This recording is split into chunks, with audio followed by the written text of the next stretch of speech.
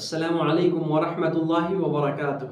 अल्हम्दुलिल्लाह वस्सलातु वस्सलामु अला रसूलिल्लाह व अला आलिहि व अस्हाबिहि अजमाइन। अम्मा बाद। मेरा प्रिय साथीहरू र मेरा सम्पूर्ण दाजुभाइ तथा दिदीबहिनीहरू, आजको यस 11औं पाठमा हामीहरू पति र पत्नीको अधिकारबारे चर्चा गर्नेछौँ। पति पत्नीको हक र अधिकारहरू के छन्? एक अर्काको साथमा तिनीहरू दुवैजनाको सामान्य अधिकार जुन दुवैमाथि लागू हुन्छन्, पहिला हामी त्यसको बारेमा चर्चा गर्छौँ। फेरि त्यसपछि पत्नीको अधिकार, यो भोलिको पाठ हुनेछ। अनि फेरि त्यसपछि पतिको जुन अधिकार छ त्यसबारे इन्शाअल्लाह विस्तार रूपले हामी कुराकानी गर्नेछौँ। आउन हामी यो बुझौँ कि जुन पति र पत्नी दुवैजनाको सामान्य अधिकार छ एक अर्कामाथि, त्यो के हो, हामी यो बुझौँ। यसमा सर्वप्रथम यो कि एउटा मुस्लिम व्यक्तिले आफ्नो त्यो पुरुष छ भने आफ्नो स्त्रीको, आफ्नो पत्नीको, आफ्नो श्रीमतीको अधिकारलाई त्यसले राम्रोसँग बुझ्दछ। यदि महिला छ भने त्यसले आफ्नो पतिको, आफ्नो पतिको, आफ्नो श्रीमानको हक र अधिकार त्यसले बुझ्ने प्रयास गर्नुपर्छ अनि त्यसलाई अदा गर्ने प्रयास गर्नुपर्छ। अल्लाह तालाले कुरानमा भन्नुभएको छ, वलहुन्न मिथलुल लजी अलैहिन्न बिल मारुफ, कि उनीहरूको पनि यानी महिलाहरूको पनि तिमीहरूमाथि अधिकार छ। उनीहरूको पनि, जस्तो कि उनीहरूको अधिकार तिमीमाथि छ, त्यस्तै तिनीहरूको अधिकार पनि तिमीमाथि छ अनि तिमीहरूको अधिकार पनि उनीहरूमाथि छ। यानी पुरुष र महिला दुवैजनाको अधिकार छ एक अर्कामाथि, दुवैजनाको अधिकार छ। तर वली रिजाली अलैहिन्न दरजा, तर अल्लाह तालाले पुरुषहरूलाई महिलाहरूमाथि प्रधानता प्रदान गर्नुभएको छ। पुरुषहरूको अधिकार यो धेरै छ महिलाहरूमाथि।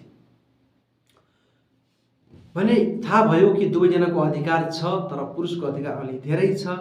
अनि रसूल अकरम सल्लल्लाहु अलैहि वसल्लमले हज्जतुल वेदा, जब रसूल अकरम सल्लल्लाहु अलैहि वसल्लमले आफ्नो हज गर्नुभयो, आप रसूल सल्लल्लाहु अलैहि वसल्लमले आफ्नो जीवनमा हज फर्ज भएपछि मात्र एक हज गर्नुभएको छ। उहाँको प्रथम र अन्तिम हज हज्जतुल वेदा जुन सन् 9 हिजरीमा उहाँले गर्नुभयो, सन् 10 हिजरीमा। भने त्यस बेलामा उहाँले भन्नुभयो, अला व इन्न लकुम अला निसाइकुम हक्का, तिमीहरूको स्त्रीहरूमाथि, पत्नीहरूमाथि अधिकार छ र उनीहरूको अधिकार पनि तिमीहरूमाथि छ। यसलाई बुझ्ने हामीले प्रयास गर्नुपर्छ।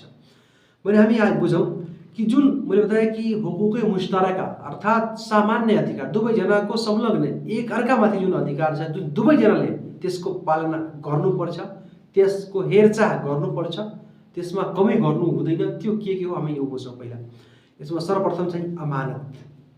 अमानतको अर्थ के हुन्छ? वफादारी, अमानतदारी,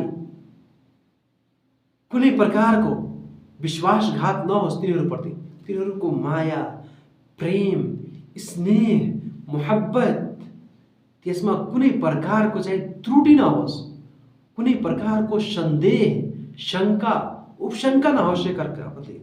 दुवैजना एक अर्काको लागि निष्ठावान, अमीन अर्थात् अमानतदार भएर बसुन्, निष्ठावान भएर बसुन्, सत्यवादी भएर बसुन्। यो होइन कि पुरुषको मनमा छुट्टै कुरा छ, महिलाको मनमा छुट्टै कुरा छ, त्यो त्यसमाथि चाहिँ आरोप लगाइरहेको छ, त्यो त्यससँग विश्वासघात गरिरहेको छ, वा त्यो अर्कैमाथि सन्देह गरिरहेको छ भने यस्तो चाहिँ हाम्रो जीवन कहिले पनि चल्दैन।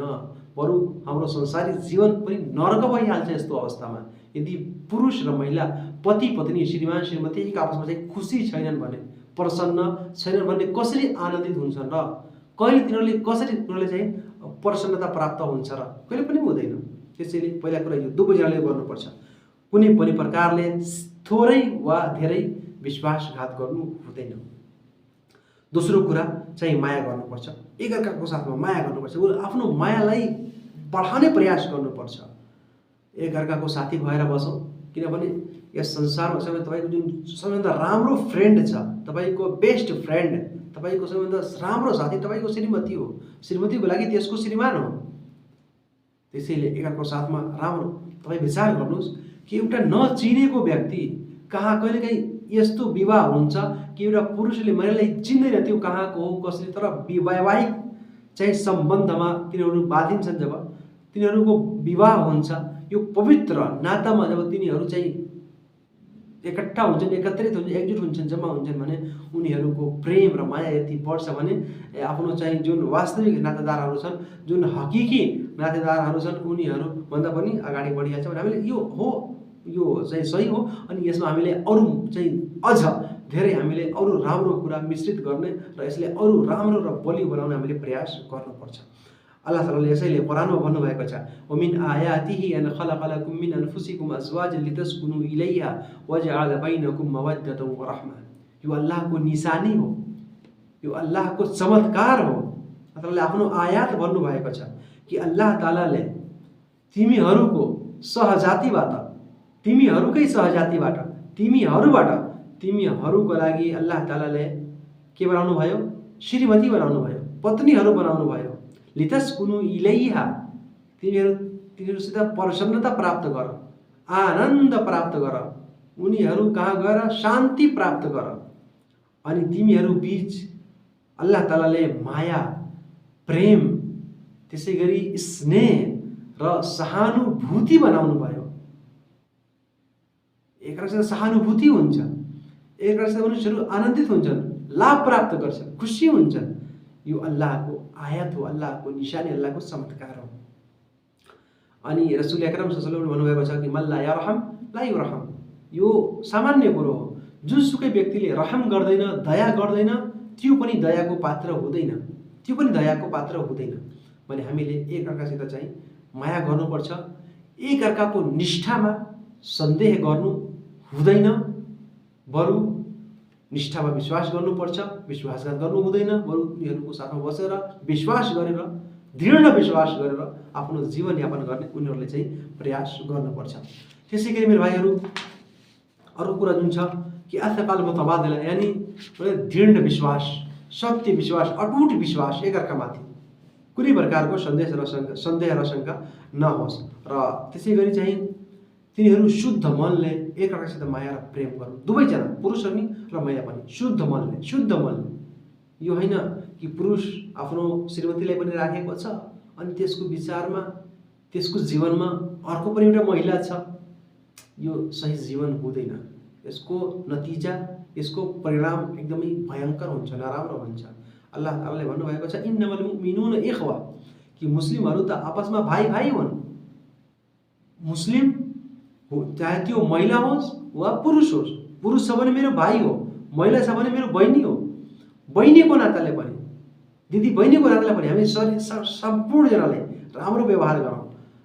जसको जुन नाता छ, यदि मेरो दिदी बहिनी छ त्यसको साथमा त्यस्तै व्यवहार गर्ने, छोरा छोरी छ त्यसको साथमा त्यस्तै व्यवहार गर्ने, फुफू छ त्यसको साथमा त्यस्तै व्यवहार गर्ने, आमा छ त्यसको साथमा जुन व्यवहार गर्नुको आदेश दिएको छ त्यो व्यवहार गर्नु। आफ्नो श्रीमती बनेको छ, अब त्यसलाई पत्नीको अधिकार दिने, श्रीमतीको अधिकार दिने हामी पर्छ। रसूल अकरम सल्लल्लाहु अलैहि वसल्लमले भन्नुभएको छ कि ला युमिनु अहदुकुम हत्ता युहिब्ब लिअखीहि मा युहिब्बु लिनफ्सिहि, कि एउटा मनुष्य चाहिँ कहिले पनि सही मुमिन, वास्तविक मुमिन, राम्रो मुस्लिम हुन सक्दैन यहाँसम्म कि त्यो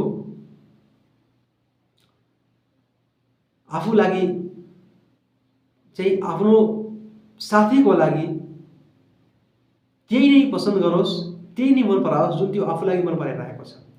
यो सामान्य कुरो हो। अब पत्नी त हाम्रो एकदमै निकट भयो नि, हाम्रो बच्चाहरू त एकदमै निकट भयो।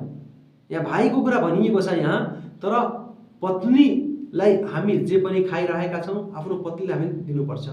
पत्नीले जुन कुरा गरिरहेको छ त्यसलाई, आफ्नो पतिलाई आफ्नो त्यस कार्यमा सहभागी बनाउनु पर्छ। एकअर्काको बारेमा ध्यान दिनुपर्छ, पुरुषलाई पनि अनि महिलालाई पनि। जुन कुरा त्यसले आफू लागि मन पराइरहेको छ त्यही कुरा आफ्नो साथीको लागि त्यसले मन पराउनु पर्छ। जुन कुराबाट त्यो आफूले घृणा गरिरहेको छ, जुन कुरालाई चाहिँ अप्रिय त्यसले बनाइरहेको छ भने त्यो बुझ्नुपर्छ कि यो मेरो साथीलाई पनि अप्रिय छ, घृणात्मक छ, यसबाट बाँच्नुपर्छ। त्यसैले यदि हामी यस्तो गर्छौँ भने इन्शाअल्लाह हाम्रो जीवन अति नै प्रसन्नतापूर्वक हुन्छ, अति नै खुसी र लाभदायक जीवन हुन्छ र हामी ढुक्क भएर चाहिँ आफ्नो जीवनमा बस्छौँ। त्यसै गरी अरू कुरा यो हो कि एकअर्कासित माया गर्नुपर्छ र सधैँ हाँसिलो अनुहार चाहिँ राख्नुपर्छ। खास गरी महिलाले चाहिँ आफ्नो पतिलाई सधैँ खुसी राख्ने प्रयास गर्नुपर्छ। एकअर्काको आदर र सम्मान गर्नुपर्छ, आदर र सम्मान गर्नुपर्छ। यदि केही त्रुटि भयो, केही कमी भयो, कसैबाट केही गल्ती भयो भने क्षमा प्रदान गर्नुपर्छ, त्यसलाई माफ गरिदिनुपर्छ। सानातिना कुरामा चाहिँ हरेक कुरामा चाहिँ लड्नु, झगड्नु, लडाइँ गर्नु, गाली गर्नु, नराम्रो सही शब्द भन्नु यो चाहिँ सही होइन। कुनै पनि कुरामा चाहिँ अशब्द भन्नु, गाली गर्नु, ह्याप्नु, हप्काउनु, पिट्नु, कुट्नु चाहिँ सही होइन। धैर्य धारण गर्नुपर्छ। धैर्य धारण गरी राम्रोसित आफ्नो जीवनमा अगाडि बढ्ने प्रयास गर्नुपर्छ। अल्लाह तालाले कुरानमा भन्नुभएको छ कि वआशिरुहुन्न बिलमारुफ, आफ्नो महिलाहरूको साथमा, आफ्नो श्रीमतीहरूको साथमा चाहिँ राम्रो व्यवहार गर, राम्रोसित बसोबास गर। अनि त्यसै गरी अर्को ठाउँ भन्नुभयो कि इस्तौसु बिन्निसाइ खैरा, इस्तौसु बिन्निसाइ खैरा, कि आफ्नो महिलाहरूको साथमा राम्रो व्यवहार गर्नुको वसियत मबाट ग्रहण गर, यसलाई स्वीकार गर। अर्थात् आफ्नो चाहिँ खास गरी आफ्नो श्रीमती, आफ्नो पत्नीको साथमा चाहिँ राम्रो व्यवहार गर र दुवैलाई चाहिँ एकअर्का साथमा राम्रो व्यवहार गर्नुपर्छ। यो चाहिँ सामान्य अधिकार, सामान्य कुरो भयो। इन्शाअल्लाह भोलिको पाठमा चाहिँ हामी अब महिलाको के अधिकार छ पुरुषमाथि र पुरुषको के अधिकार छ महिलामाथि, अर्थात् पति र पत्नीको के अधिकारहरू छन्, इन्शाअल्लाह त्यसबारे हामी यस चर्चा गर्नेछौँ। अल्लाह तालाले हामीलाई चाहिँ राम्रोसित यस जीवनमा चाहिँ बसोबास गर्ने तौफिक प्रदान गरून्। पुरुष महिला दुवैजनाले चाहिँ एकअर्कालाई बुझ्ने, एकअर्काको गल्तीलाई माफ गर्ने र उनीहरूले यदि राम्रो कार्य गरिरहेछन् त्यसको प्रशंसा गर्ने र आफ्नो जीवनलाई चाहिँ धन्य बनाउने, ढुक्क बनाउने, आफ्नो जीवनलाई चाहिँ शान्तिपूर्वक आनन्दित जीवन बनाउने सम्पूर्णले चाहिँ तौफिक, क्षमता र शक्ति प्रदान गरून्। आमिन। वस्सलामु अलैकुम वरहमतुल्लाहि वबरकातुहू।